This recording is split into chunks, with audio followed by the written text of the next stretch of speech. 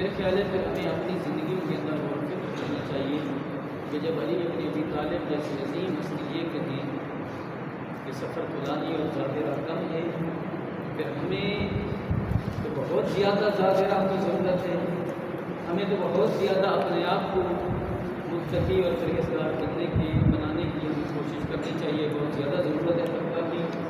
تو خداوند قدوس سے دعا کریں کہ جہاد اور رسول اسلام خداوند الامتزاج ہم سب کو تقویٰ الہی کو اپنے اندر اپنانے اور اس پر عمل کرنے کی توفیق عطا فرمائے۔ صلوات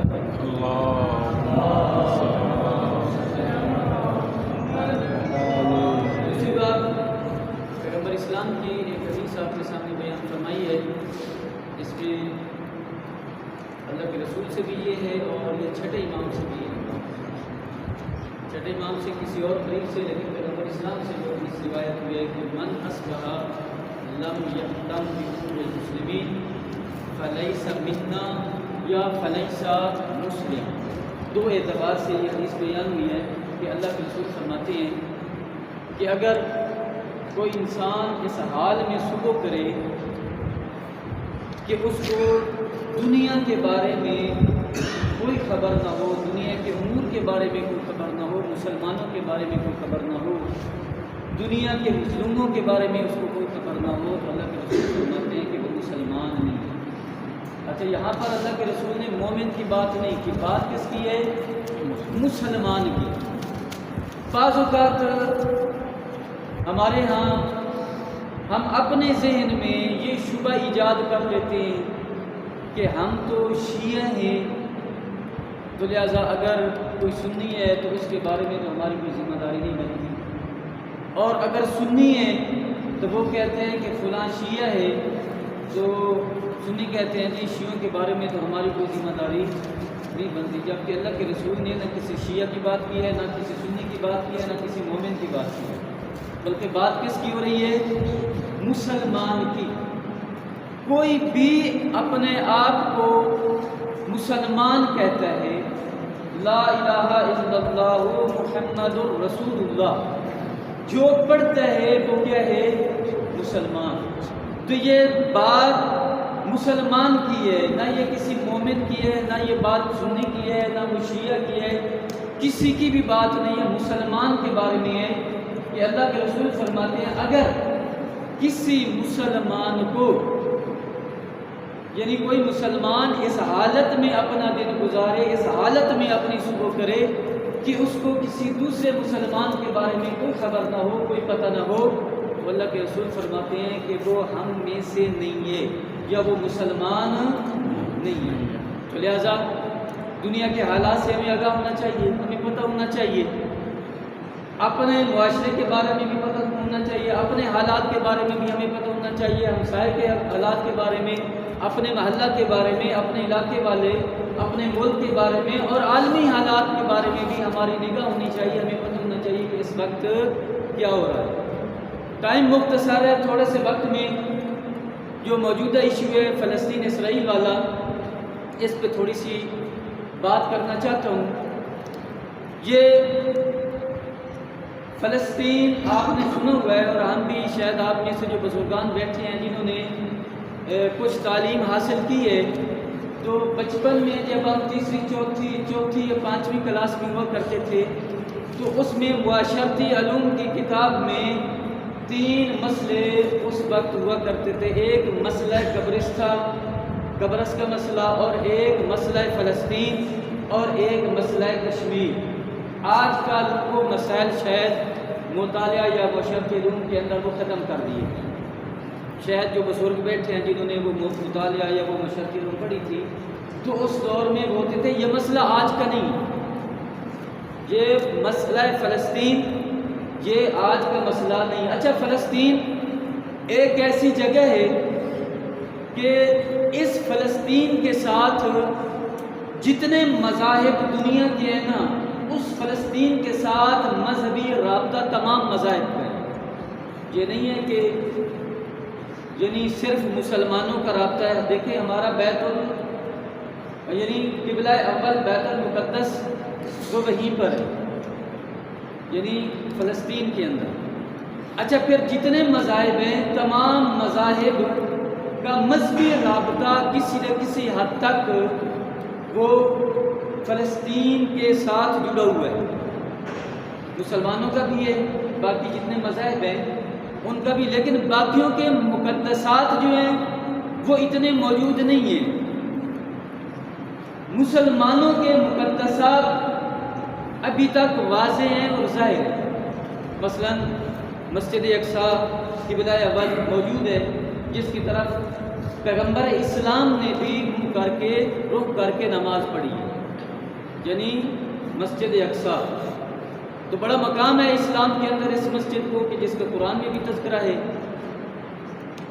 تو ایک جگہ یہ ہے کہ اسلام کے اعتبار سے، مسلمانوں کے اعتبار سے اس کو خانہ کعبہ کے بعد، بیت اللہ کے بعد ایک بڑی حیثیت حاصل ہے. دوسرا، یہ فلسطین پوری دنیا کے تقریباً سینٹر میں بنتی ہے.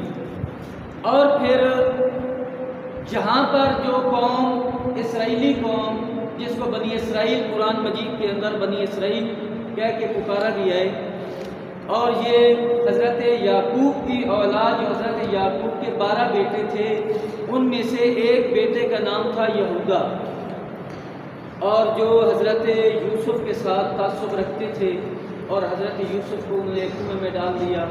یہ انہی کی نسل ہے، اسرائیل والے انہی کی نسل ہے. اور پھر یہ ہے کہ یہ قوم لاڈلی بھی بہت تھی، ان پر اکرام انعامات بھی بڑے ہوئے ہیں، لیکن خداوند عالم نے قرآن مجید کے اندر ان کی مذمت بھی سب سے زیادہ کی ہے. یعنی سب سے زیادہ قرآن مجید کے اندر جس قوم کی مذمت ہوئی ہے وہ بنی اسرائیل کی قوم کی، اسی یہود کی قوم کی ہوئی، جس نے اپنے انبیاء کے ساتھ، اپنے نبیوں کے ساتھ وفا نہیں کی. ان کے آخری نبی حضرت موسیٰ تھے، اور حضرت موسیٰ کے ساتھ بھی انہوں نے وفا نہیں کی. اچھا پھر کسی حد تک ہمارا شیعوں کا مسئلہ بھی وہاں کے ساتھ جڑا ہوا ہے. اچھا یہ دیکھیں، ہر دور میں یہی یہودی جو ہیں سب سے مسلمانوں کے خلاف سب سے گہری سازش، حتیٰ کہ آپ پیغمبر اسلام کے دور میں لے لیں، آپ مولا علی علیہ السلام کے دور میں لے لیں، تو سب سے زیادہ مسلمانوں کے خلاف جو سب سے گہری سازش کی ہے وہ انہیں قوم یہود نے کی، اسی قوم یہود نے. اور حتیٰ کہ مولا علی علیہ السلام کو جنگ خیبر یہود کے ساتھ کرنا پڑی، وہ آخری جنگ تھی، جس کے بعد سے مولا علی علیہ السلام نے یہود کا مدینہ منورہ یا حجاز جو ہے یہاں سے ان کی جڑیں اکھاڑ کر پھینک دی، اور یہ وہاں سے چلے گئے، بھاگ گئے وہاں سے. لیکن اس قوم کے اندر، اسرائیلی قوم کے اندر نسل پرستی ہے. یہ چاہتی ہے کہ صرف ہم ہی دنیا کے اوپر ایسی قوم ہیں جو حکومت کر سکتے ہیں، باقی کسی قوم کو یہ اختیار حاصل نہیں ہے. حتیٰ کہ یہ ان کا ایک وفد پیغمبر اسلام کے پاس بھی آیا، یعنی حضرت موسیٰ واضح دلائل دے کر گئے تھے کہ میرے بعد ایک آخری نبی آئے گا جس کی یہ علامات ہوں گی، تو وہ بتائیں. پھر ان کا وفد آیا، پیغمبر اسلام کے ساتھ بات چیت ہوئی، بالآخر یہ یہود مکر گئے، اور پیغمبر اسلام کی نبوت پہ یعنی اقرار کرنے سے انہوں نے کیا کر دیا؟ انکار کر دیا. اور پھر عیسائی بھی کسی حد تک گئے، لیکن عیسائی کم متعصب ہیں، یہودی زیادہ متعصب ہیں. اچھا ہمارے آئمہ کے خلاف جو سازشیں ہوتی رہی ہیں، اس میں بھی سب سے زیادہ جو کردار رہا ہے وہ اسی یہود کا رہا ہے. یہ مولا امام علی علیہ السلام کو جو زہر دی گئی، اور مولا امام حسن مجتبیٰ کو جو زہر دی گئی، یا باقی ائمہ کو جو زہر دی گئی ہے، اس کی کڑیاں یہود سے جا کے ملتی ہیں. یہ زہریں، یہ اصل میں ان کے ماسٹر مائنڈ یہ یہودی ہیں. کسی طریقے سے وہ زہریں بھجوائیں، اور بھجوا کر تو ہمارے ائمہ کو شہید کروانے میں بھی ان کا کردار ہے. حتیٰ کہ مولا امام حسین علیہ السلام کے قتل میں بھی جو کڑیاں پیچھے جا کے ملتی ہیں وہ یہود کے ساتھ جا کے ملتی ہیں. اس لعین یزید کی جو ماں تھی میسون، یہ یہودی تھی. اس یزید لعین کی جو ماں تھی وہ کون تھی؟ یہودی تھی۔ یعنی اگر میں آپ کو بتانا شروع کر دوں تو یہ بات ہی ختم نہیں ہوگی۔ مختصر کرتا ہوں کہ انہوں نے یہ چاہا کہ ہم پوری دنیا پہ حکومت کریں ان یہودیوں نے، لہذا اس کے لیے بہترین سرزمین جو ہے وہ سرزمین فلسطین ہے۔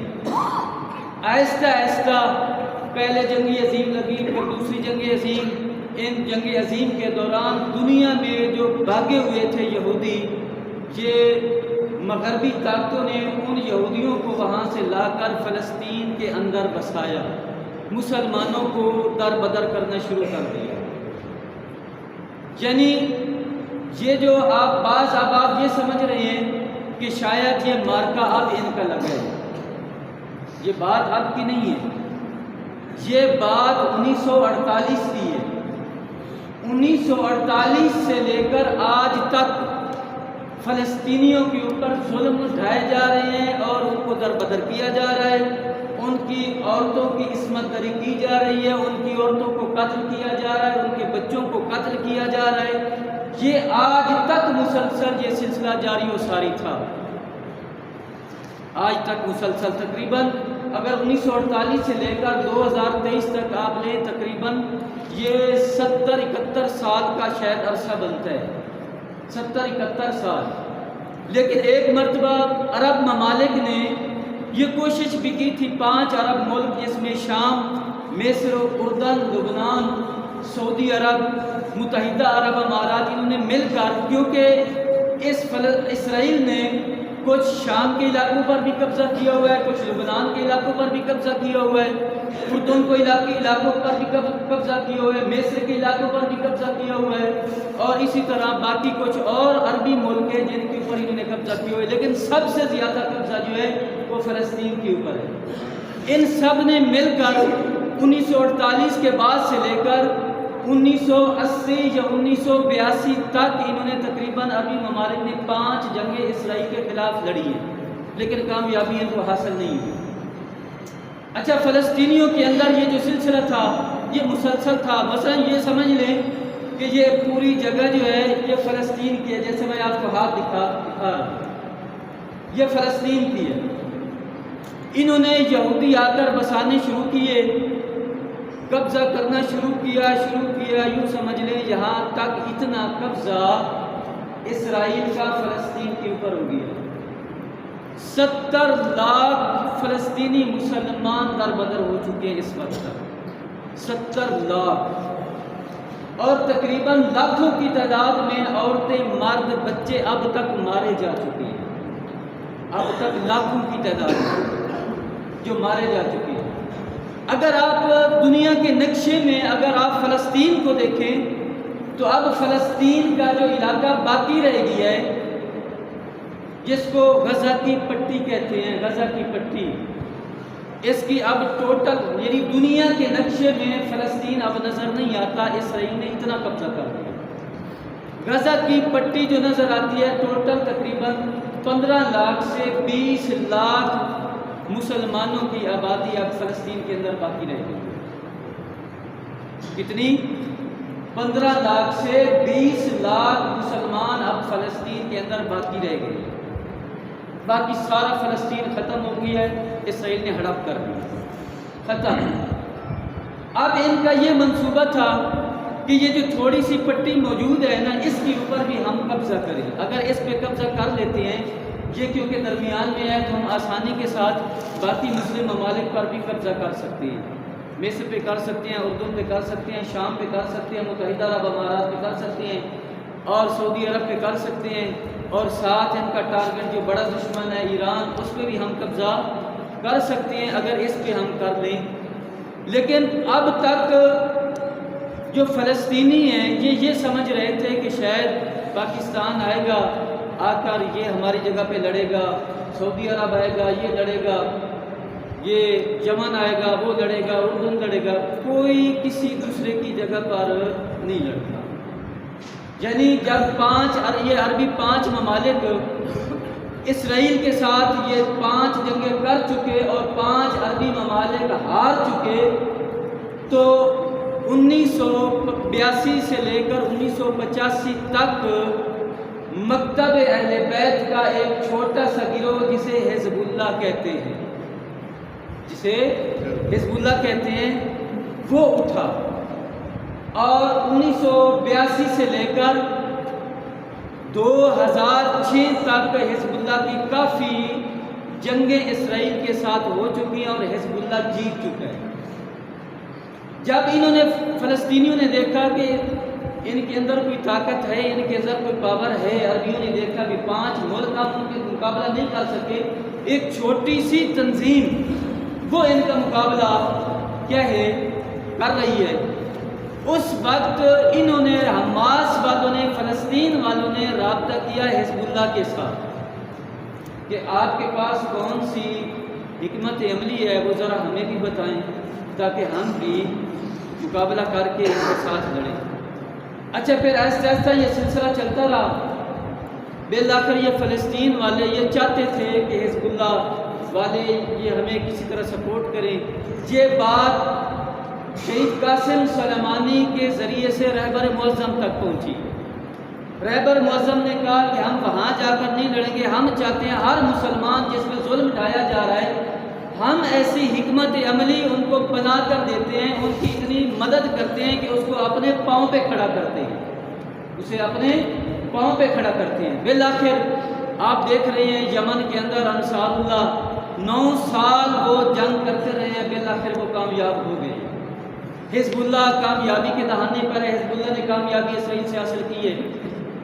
اچھا، ابھی وہ ختم کرنا چاہ رہے تھے فلسطین کو مکمل، اب ایران فلسطین کو اتنا مضبوط کر چکا تھا، اتنا مضبوط کر چکا تھا کہ اب اسرائیل سمجھ رہا تھا کہ جتنی دیر ہو جائے گی نا اتنی ہماری موت ہوگی۔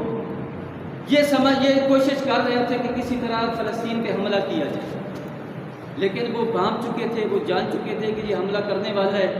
حملہ کرنے سے پہلے فلسطینیوں نے، وہاں کی جو تنظیم ہے حماس، ان کے حملہ کرنے سے پہلے انہوں نے ان کے اوپر حملہ کر دیا، ان کے اوپر حملہ کر دیا۔ دیکھیں، یہ بات ٹھیک ہے، فلسطین کے اندر بہت ظلم ہو رہا ہے اور اس کی مذمت کرنی چاہیے، ہر انسان کو کرنی چاہیے، جتنی ہو سکتی ہے، جو ہم کر سکتے ہیں وہ کرنی چاہیے، مذمت ان بدبختوں کی، اسرائیلیوں کی۔ بعض اوقات ہمارے ذہن میں یہ آتا ہے بھئی وہ تو بڑی اتنی طاقت تھی، وہ تو سپر پاور تھی، یہ چھوٹا سا گروہ تھا، اس کو کیا تھا پنگا لینے کی ان کے ساتھ، دیکھو اب کیا ہو رہا ہے۔ دیکھیں، جو 70 سال سے مار کھا رہی ہیں، جی 70 لاکھ اسرائیلی در بدر ہیں، آئے روز وہ لاشیں اٹھا رہے ہیں، تو یہ نہ تھمنے والا طوفان تھا۔ ابھی میں آپ کو مثال دیتا ہوں، مثلا کربلا کے اندر کتنا ظلم ہوا ہے، کربلا کے اندر ظلم ہوا ہے یا نہیں ہوا ہے نا؟ بھئی جب آپ نے کسی ہدف کو حاصل کرنا ہے نا تو اس ہدف کے حصول کے لیے قربانیاں دی جاتی ہیں، قربانیاں دی جاتی۔ جب واقعہ کربلا ہو رہا تھا اس وقت مدینہ اور مکہ کے اندر اور باقی دنیا میں بہت سے لوگ کہہ رہے تھے بھئی حسین کو پتہ تھا کہ یزید کے پاس بڑی طاقت ہے تو مولا حسین نے جانا ہی نہیں تھا، اس وقت بھی لوگ کہہ رہے تھے۔ اچھا، ادھر میں نہیں جاتا، پاکستان کے اندر ہے، جب پاکستان حاصل کیا جا رہا تھا تو اس وقت پاکستان کے عوام نے کتنی قربانیاں دی ہیں، یہ بزرگ جانتے ہیں جو تاریخ کی انہوں نے پڑھی ہے، مطالعہ کی۔ پھر پاکستان کے حصول کے لیے کتنی قربانیاں دی گئی ہیں یا نہیں دی گئی؟ دی گئی ہیں نا۔ ہزاروں کی تعداد میں عورتیں، مرد اور بچے شہید ہوئے ہیں جب پاکستان حاصل کیا گیا تھا۔ اچھا، اس کے بعد ایران کے اندر آپ انقلاب کو لے لیں، جب ایرانی انقلاب آیا، انقلاب میں لاکھوں ایرانی عوام شہید ہوئی ہے۔ جب بھی آپ نے کوئی کسی ہدف تک پہنچنا ہوتا ہے، جب بھی آپ نے کسی مقصد تک پہنچنا ہوتا ہے، قربانیاں لگتی ہیں، قربانیاں لگتی ہیں۔ اور فلسطینی ابھی بھی کہہ رہے ہیں کہ انشاءاللہ، اگر آپ میڈیا پہ دیکھیں تو اگر کسی گھر میں ایک بچی ہے نا تو وہ بچی بھی کہہ رہی ہے کہ میں فلسطین پہ، بیت المقدس پہ اپنی جان کو قربان کروں گی، اور کسی بھی فلسطینی نے یہ نہیں کہا کہ یہ غلط ہوا ہے۔ حالانکہ ان کے نسل کشی ہو رہی ہے، ان کے خاندان شہید ہو گئے ہیں، لیکن اس کے باوجود نہیں۔ یہ ہوتا ہے دشمن کا پروپیگنڈا کہ جب کوئی جنگ کی جا رہی ہوتی ہے، جب کوئی مسئلہ ہوتا ہے تو دشمن کوئی ایسے نظریات بنا کر پیش کرتا ہے کہ جو حامی ہیں وہ بھی کہیں کہ یہ غلط ہو رہا ہے۔ جو فلسطین دیکھیں اتنے عرصے سے وہ یعنی جانیں ان کی لے رہے ہیں، شہید کر رہے ہیں، ابھی تک وہ مکمل فلسطین کو ختم کرنے والے تھے۔ اچھا دوسری بات، کیونکہ ٹائم انتہائی کم رہ گئی ہے، آخری 2-3 باتیں ذکر کر کے میں آپ کی ذہنتوں کو تمام کرتا ہوں۔ ابھی اسرائیل یہ بانک چکا ہے کہ میں حماس کا مقابلہ نہیں کر سکتا۔ دیکھیں دشمن اگر دلیر ہونا تو مرد کا مقابلہ کرتا ہے، مرد کبھی عورتوں کے ساتھ نہیں آتا۔ دیکھیں یزید نے یہی کیا تھا، مردوں کو شہید کرنے کے بعد یزید نے عورتوں کے ساتھ جو سلوک کیا تھا، اس پہ پوری عرب اس وقت کی جو روم کی حکومت تھی انہوں نے کہا ٹھیک ہے تیری جنگ مردوں کے ساتھ تھی، عورتوں کے ساتھ جو آپ نے یہ سلسلہ کیا یہ تیرے بہادری کی علامت نہیں ہے، تیری یہ بزدلی کی علامت ہے۔ اگر حماس لڑ رہی ہے فلسطین ان کے اسرائیل والوں کے ساتھ تو فوج سامنے ہے، نہ کہ یہ ہے کہ طیاروں کے ذریعے سے بھیج کر عورتوں کے اوپر بمباری، بچوں کے اوپر بمباری، ہسپتالوں کے اوپر بمباری، جہاں پر ان کی گاڑیاں جہاں پر عورتیں اکٹھی ہوئی ہیں ان کے اوپر بمباری۔ اگر وہ اتنا دلیر ہے تو پھر زمینی حملہ کرے۔ اگر اتنا دلیر ہے، اگر وہ کہتے ہیں کہ میں اتنا طاقتور ہوں تو وہ پھر اپنی زمینی حملہ کرے، جب کہ اب تک اسرائیل کے اندر یہ نہ جرأت ہوئی ہے اور نہ ابھی تک اس کی کوئی پلاننگ ہے۔ ابھی وہ خود کہہ چکے ہیں، اعتراف کر چکا ہے ان کا کمانڈر، میں نے خود سنا ہے، میڈیا پہ آیا ہوا ہے ان کا کمانڈر، وہ کہہ چکا ہے کہ ہمارے پاس زمینی جنگ کرنے کی صلاحیت نہیں ہے حماس کے ساتھ، زمینی جنگ کرنے کی صلاحیت ہمارے پاس نہیں ہے۔ کیوں نہیں ہے؟ کہ ایران نے ان کو تیار اتنا کیا ہے اور ان کے پاس ٹیکنالوجی اتنی ہے، ابھی ایران کودا نہیں بیچ میں، ابھی حزب اللہ کودا نہیں، ابھی وہ خود لڑ رہے ہیں، اب تک وہ خود لڑ رہے ہیں، لیکن ایران تیار ہے۔ حزب اللہ نے اپنے اس پہ وہاں جو لبنان والا ایریا ہے وہاں سے کچھ میزائل فائر کیے ہیں، جو ان کی ایک مطلب ہے کہ انہوں نے اسرائیل والوں نے ایک جگہ پہ قبضہ کیا ہوا تھا۔ تو شام بھی تیار ہے، عراق کے اندر حشد شابی ہے کہ وہ بھی تیار ہے۔ یعنی اگر کوئی بڑا مسئلہ بنتا ہے تو یہ تمام مقامتی تنظیمیں جو ہیں یہ میدان میں کودنے کے لیے تیار ہے۔ اسرائیل صرف اور صرف یہی کر رہا ہے کہ وہ اپنے طیارے بھیجتا ہے، طیاری بھیج کر وہ عورتوں پہ حملہ کرتا ہے، بچوں پہ حملہ کرتا ہے، سکولوں پہ حملہ کرتا ہے اور ہسپتالوں پہ حملہ کرتا ہے۔ یعنی اگر جنگ کرنی ہے تو انہیں لڑنا ہے تو سیدھا میدان میں آؤ کے سامنے۔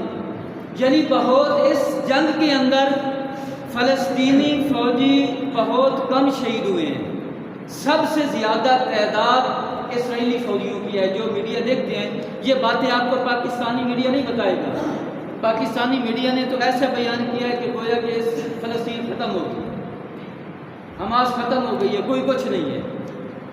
یہ باتیں کبھی بھی یہ خود یہودی فضلہ ہو رہی ہے، خود یہودیوں کے پٹھو ہیں، جو یہودیوں کے پٹھو ہیں وہ تمہیں کون سی صحیح خبر دیں گے؟ فلسطین کی جو فلسطینی فوج ہے اس کی حماس کی جو پوری حکمت عملی ہے وہ زیر زمین ہے، پوری کی پوری زیر زمین ہے۔ ابھی کچھ دن پہلے ان کے جو فوجی اور ان کے بیوروکریٹ حماس نے پکڑے ہوئے تھے وہ کہہ رہے تھے، حماس والے سے کہہ رہے تھے کہ آپ ہمیں چھوڑ دیں، ہم اپنے پورے کے پورے خاندانوں کو لے کر اسرائیل سے چھوڑ جاتے ہیں، اگر آپ ہمیں وہاں پر دیکھیں تو پھر بے شک ہمیں ٹارگٹ کریں، ہم یہاں سے نکلنے کے لیے تیار ہیں لیکن بشرط ہے کہ آپ ہمیں چھوڑیں۔ یعنی اس حد تک کہ بعض یہ بھی خبریں آ رہی ہیں کہ اسرائیلی جو فوج ہے نا آرمی، وہ نیتن یاہو کو گالیاں دے رہی ہے اور ان کے ساتھ مظاہرہ کر رہی ہے، وہ کہتے ہیں ہم نہیں لڑتے اس پہ، صرف اور صرف ایک ہی فورس ہے ان کی جو فضائیہ ہے فضائیہ کے ذریعے سے حملہ کرنا آسان ہوتا ہے. ان کو پتہ ہے کہ حماس والوں کے پاس اس کا توڑ کوئی نہیں، ان کے پاس طیارے نہیں ہیں. اگر طیارے ہیں بھی صحیح تو پھر حماس بھی حملہ کرتا ہے، عورتوں پہ بچے معصوم شہریوں پہ حملہ کرتے ہیں، عورتوں پہ حملہ کرتا ہے، بچوں پہ حملہ کرتا ہے، ہسپتالوں اور سکولوں پہ. تو لہٰذا اس دور جس نازک ماحول سے ہم گزر رہے ہیں، ہماری شیعوں کی یعنی سلسلہ جو ہے وہ بھی فلسطین کے ساتھ جڑا ہوا ہے، فلسطین کے ساتھ، اور بالخصوص امام زمانہ. یہ جو یہودی ہیں، شاید آپ کو اس بات کا پتہ نہیں ہے کہ یہودی اس بات کی بھی تیاری کر رہے ہیں کہ کوئی ایک مہدی آئے گا، اس کے لیے ہم نے فورس تیار کرنی ہے، ان کا مقابلہ کرنا ہے. اور تاریخوں کے اندر موجود ہے کہ جب امام زمانہ کا ظہور ہوگا، ظہور کے بعد امام زمانہ نے جو پہلی جنگ کرنی ہے وہ یہودیوں کے ساتھ کرنی ہے. سب سے پہلی جنگ امام کی جو ہوگی وہ کن کے ساتھ؟ یہودیوں کے ساتھ. یعنی مولا کا پہلا لشکر فلسطین کی طرف جائے گا، اس اسرائیل کی طرف جائے گا جو یہودی ہیں ان کے لیے. اس وجہ سے ہماری جڑیں بھی اور ہمارا واسطہ، ہمارا تعلق بھی اس کے ساتھ، فلسطین کے ساتھ جڑا ہوا ہے. اور یہ یہودی حکومتیں کئی مرتبہ اس کا اعلان کر چکے ہیں کہ ہم ایک لشکر بنا رہے ہیں جو امام زمانہ کا مقابلہ کرے گا. یعنی امام زمانہ کا مقابلہ اس حد تک ان کی سوچ ہے. جس بندے کی یا جس تنظیم کی یا جس ملک کی یہ سوچ ہو تو پھر مسلمان اگر ان کی حمایت کرے یا شیعہ اگر کوئی ان کی حمایت کرے، بھائی وہ اسرائیل ٹھیک تھا تو یوں ہے تو یہاں اس طرح کی باتیں، یا یہ کہیں کہ یہ غلط ہوا ہے، میں سمجھتا ہوں کہ پتہ نہیں اس نے ابھی تک کیا پڑھا ہے یا کیا لکھا ہے. ہمیں سوچنا چاہیے اس کے بارے میں. مسلمان فلسطین کی ہمیں حمایت کرنی چاہیے. بالفرض ہم ادھر تو مشکل نہیں ہے، مطلب ایک مشکل ہے ہمارے لیے، ہم ادھر جا سکتے ہیں، یہ کچھ نہیں. کم سے کم اتنا ہم کر سکتے ہیں کہ ہم اپنی آواز کے ذریعے سے ان کی، اسرائیلیوں کی مذمت کر سکتے ہیں اور فلسطینیوں کی حمایت کر سکتے ہیں. اگر زیادہ نقصان ہوتا ہے تو کوئی ہمیں یعنی ان کا مالی اعتبار سے اگر ہم کوئی مدد کر سکتے ہیں تو یہ ہمارا حق ہے، ہمیں کرنا چاہیے، ہمارا شریف فریضہ بنتا ہے. اچھا، دوسری بات کہ بعض اوقات علماء کہتے ہیں کہ فلاں دعا پڑھے، فلاں قرآن مجید کی آیت پڑھے. اگر صرف مکمل دعاؤں پہ بندہ بیٹھ جائے تو یہ بھی ٹھیک نہیں. دعا کے ساتھ دوا بھی ہوتی ہے، دعا کے ساتھ دوا بھی ہوتی ہے. اگر کوئی یہ کہے کہ صرف اور صرف وہ کرنا ہے، دعا کی ضرورت نہیں، تو مکتب اہل بیت کی یہ تعلیمات نہیں. جتنا ہی عملی کردار ہوگا اتنا ہی ساتھ دعا کا کردار ہے.